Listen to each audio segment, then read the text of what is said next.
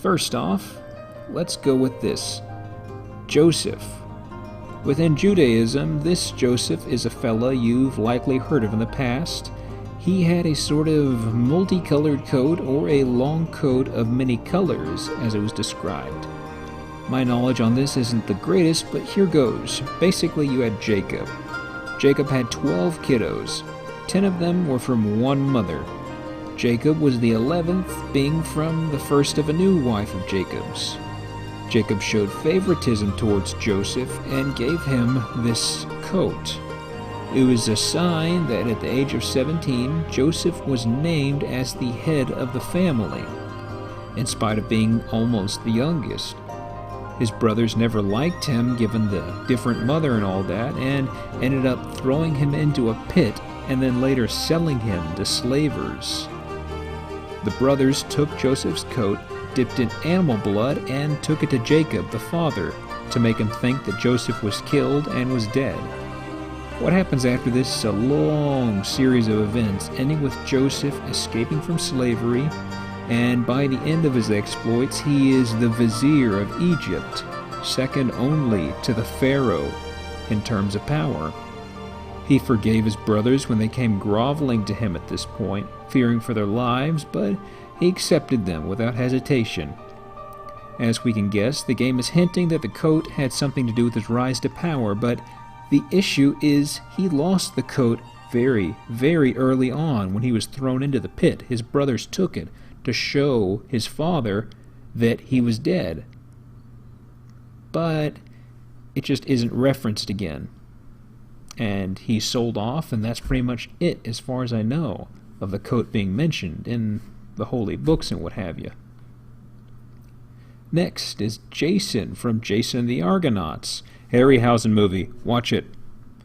The gist of this is that Jason, in order to secure the throne on Iolcus in Thessaly, he had to set out on a journey to find this golden fleece. The fleece is described as a golden-haired fleece with a ram's head on it, as well as wings. You might say, hey wait, that's kind of different from how Joseph's cloak was described. If it's like the sword and the staff of Eden, this is going to be the same object. Well, you're right about that. The thing is, though, the golden fleece is argued by some to have been an interpretation or symbolic, meaning that some say the golden fleece was a metaphor for something else. Rather, maybe this gives the user the ability to rally behind people much like him, like is inferred for Joseph. In this case, maybe Jason set out to find this artifact because it could help him take the throne, and the backstory was manufactured after the fact.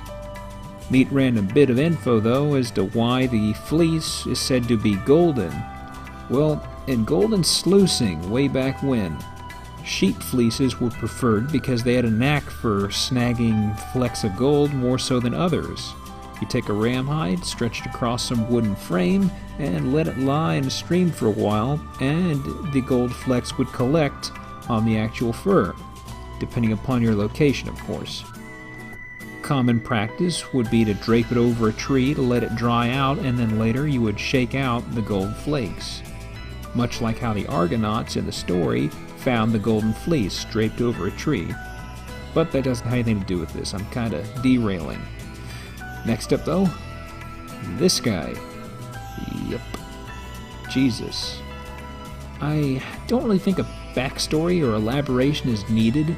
He's wearing the coat here, and, well, the obvious can be inferred. He won folks over and displayed some freaky stuff, i.e. water into wine, curing lepers, etc., through its usage. But we'll come back to this guy in the future, believe me. After that, we have David, from David and Goliath. David, the second king of Israel, had a pretty neat life, but early on his first fame to claim was downing Goliath. The story goes that the Israelites and Philistines were fighting in the valley of Elah for over a month. The battle would stop twice a day, every day, and Goliath would come out to take on the Israelites' strongest man.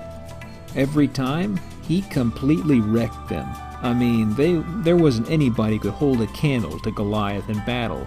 This guy was described, at least most realistically, as being almost 7 feet tall, and he was pretty obviously very good at killing dudes. And Saul, the first king of Israel, is left helpless at this as the morale continues to plummet because nobody could stand a chance against him, and every day the best man was just squashed like he was nothing. David, being a scrappy youngster at this point, was on the battlefield, only because he was running an errand and bringing food for his older brothers, who were fighting in the conflict.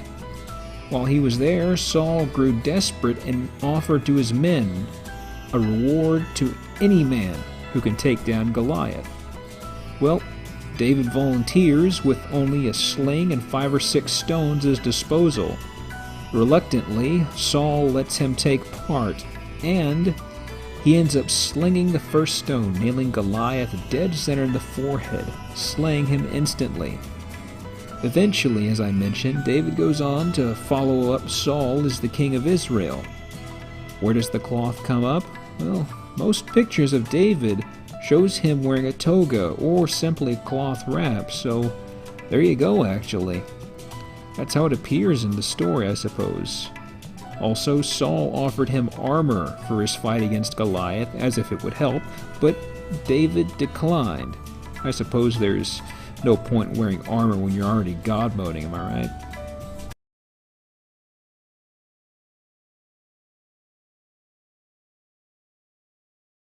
Finally, Christ, once again. What is the common theme here? Piece of Eden, number 66, the Shroud. There's one last part here, and woohoo, what's this? This logo it's flashing, Spqr, refers to Senatus Populusque Romanus, or the Senate and people of Rome, essentially the government of ancient Rome. Well, there's something else after this. Bam! Christ, once again. So let's piece some things together. Of the figures we've seen previously with the Shroud, Christ was the most recent. Almost all of those were mythology or ancient era sort of stuff. He was also crucified by the Romans. Now, before we go further, this final display has something hidden here. Bit of a gimmick. It's going to beep the sonar whenever we get near what we're after. I'm cutting out the sound because it's really annoying, so just use your imagination. While I ignore the beeping, there are 2 clues here. Firstly, we can see the Templar cross is hidden here. Also, the words, "they took it." Final line of importance, though, is off to the right. The Shroud of Eden, once again. So the Templars, or whatever they called themselves at this point, crucified Christ and stole the shroud from him. Then it vanished from history. Bear in mind, though, that the inclusion of the Templar cross here is something that Subject 16 is interjecting for our benefit. The Templars have shifted around through, Templars, Abstergo, etc. They've probably got some other identity or name that they're assembling under at this point. At the very least, some Roman generals or emperors sided with their cause. There's something else here that I'm getting into right now. Christ's resurrection occurred after his death, but the shroud was taken from him. That's kind of strange. Romans take it after he's crucified, but it's unlikely there's another piece of Eden involved around that would have brought him back, but maybe we'll get more information on that later. One last glyph for this video. This is at the monastery where we had an unfortunate romp in the hay with a monk. The symbol here? What's this? Well, it's called a step pyramid. This kind of goes a number of different directions. You've got numerous larger structures like this near Mesopotamia, known as ziggurats. In fact, near Mesopotamia, you have 30 confirmed step pyramids or ziggurats in various sizes. These had numerous names, including Mountains of the Gods. Past that, you have regular old pyramids in Egypt, but this is clearly drawn to differentiate itself from regular pyramids. There are also a few other ones that appear in various parts of the world, but you've also got the temples that are built in Mesoamerica, such as by the Mayans, Aztec, and Toltecs. Given how iconic these are with Mesoamerica, this is probably what Ubisoft had in mind as far as what it was referencing.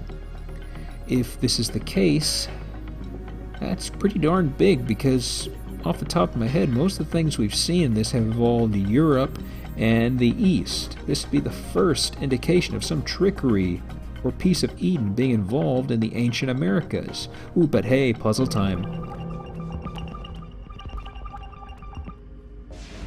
This is a short glyph, but I want to cover this first guy in detail because it's kind of important. Firstly, we have Czar Nicholas II. This guy was a real piece of work. He began his rule in Russia in 1894 as an autocrat. Russia was a juggernaut as far as world powers go. You had a thriving economy, overpowering military, and more.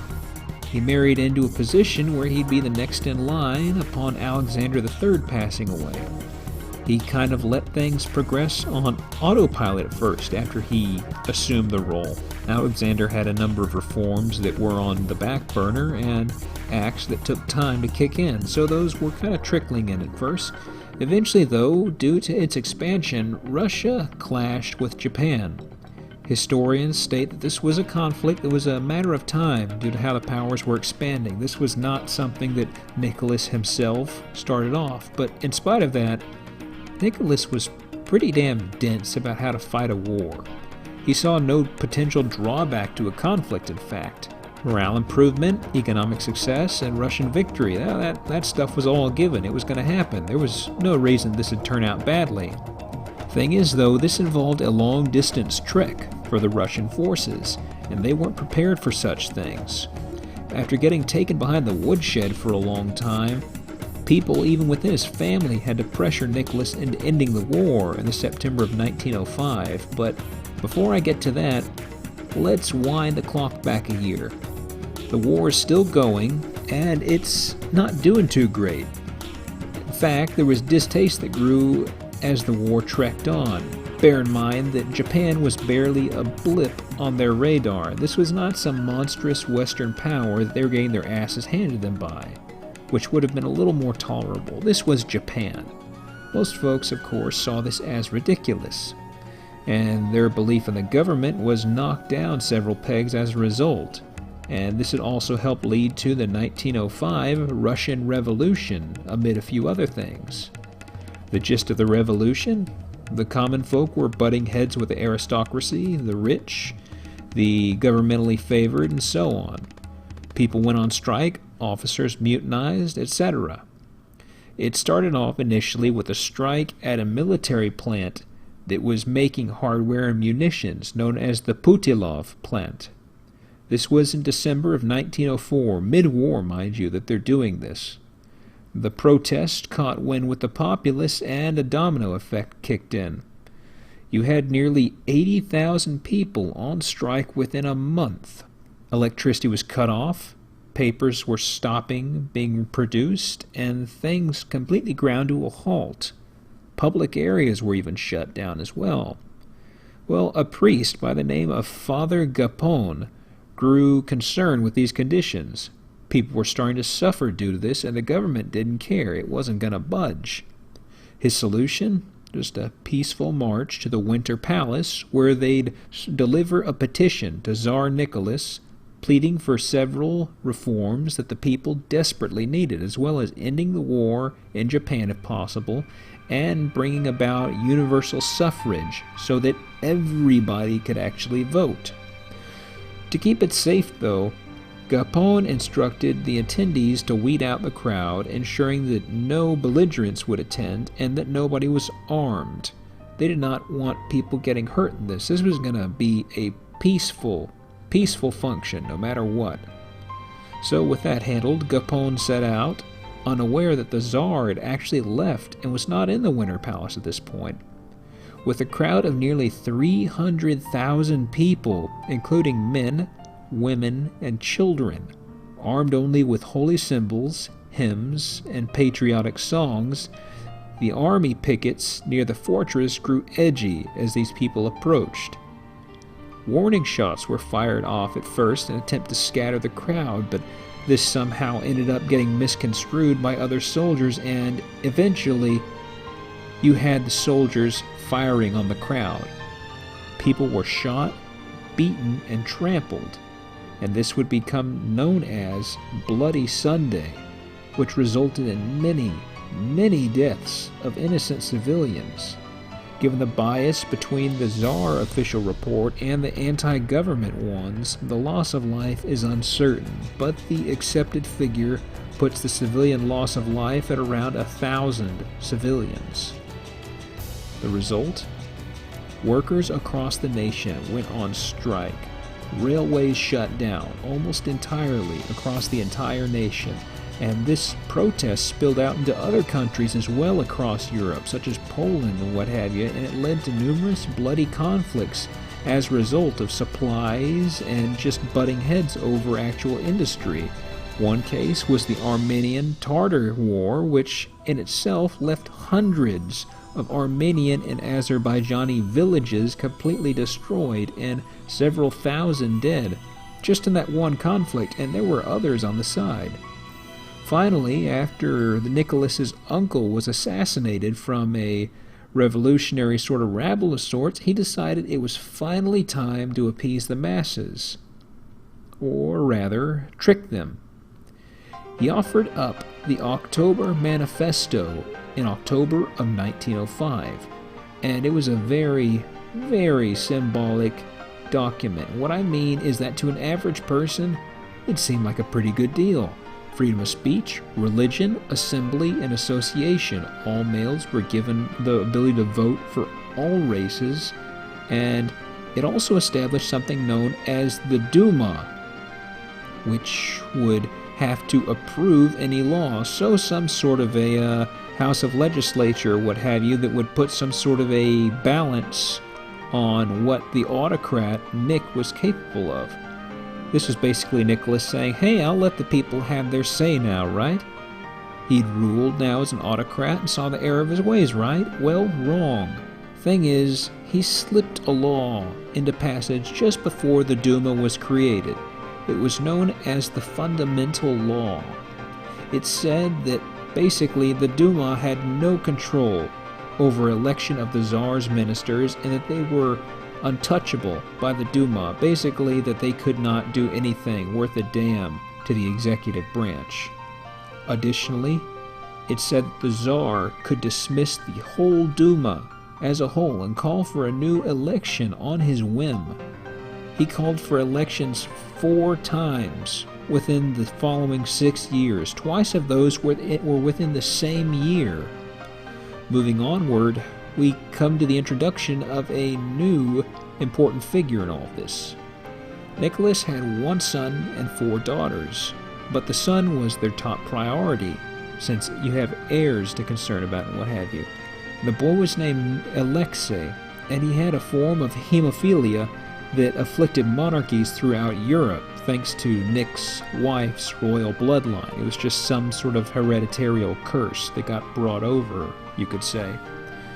Growing desperate, after doctors failed time and again to treat him, Nick's wife, Alexandra, began to hire starets, or holy men, to treat their son, Alexei.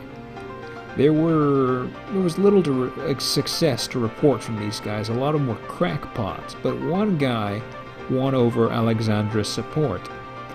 Alexei was injured while on vacation at one point, and his bleeding wouldn't stop. Doctors said that it was a lost cause, and he was doomed. They even went as far as to offer the last sacrament to him. Clearly delirious and desperate, Alexandra went to the starette that they had at that point and sought his advice. The holy man said to her, God has seen your tears and heard your prayers. Do not grieve, the little one will not die.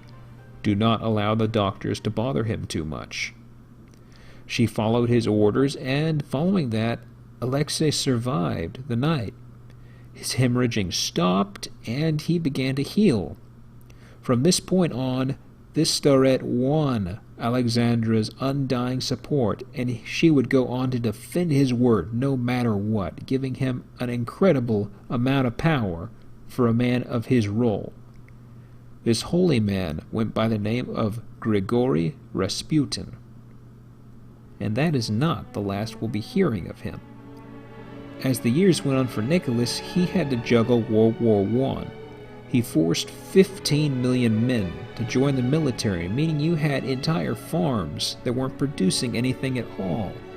Food prices skyrocketed, workers were hard to find, skilled laborers were almost non-existent because they were snagged and taken elsewhere, and you had the railway shutting down, you had a severe lack in fuel, everything that was of use was usually sent to the front for them to use. Where was Nicholas in all this? Well, he was on the front, overseeing the war.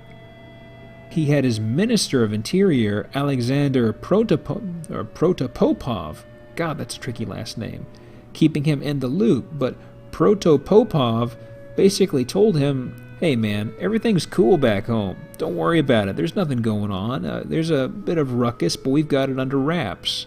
So essentially, Nicholas was completely kept in the dark. As a result, Russia was imploding while its leader was ignorant of these developments. Eventually, the military itself began to splinter off into large chunks. We're talking thousands of people breaking away from Nicholas. By the time Nicholas was properly informed, things had derailed completely. His only hope of even surviving and making it out alive was to step down from his position and abdicate the throne. He agreed to this and quickly said, hey, let's make my son the replacement. Well, Alexei's health was in a downward spiral. He did not have long to live. He then decided to abdicate and give the position to his brother, Grand Duke Mikhail. Nicholas sought exile, but was ultimately assassinated on July 17, 1918, along with his whole family under the orders of Lenin and Sverdlov. Fearing that he was going to side with a force known as the White Forces that were garnering steam during the Civil War that was starting off, they saw fit to kill his whole family in hopes that they would not make some sort of a comeback and retake the government. Whew, but that covers the relevant details. Right, in-game stuff. Well, there's some binary here. What does it say? 17 July 1918, the same day that his family was massacred on the order of the Ural Soviet government. Oh, and the point of this picture? There, staff. So Nick had the staff, eh? Let's see what's next on our plate. You again? We already know about you. But there's binary here. 30 May 1431, the day she was burned at the stake.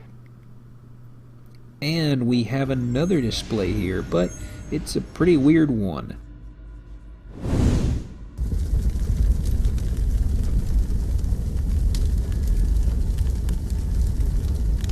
We just drag the flame along here and...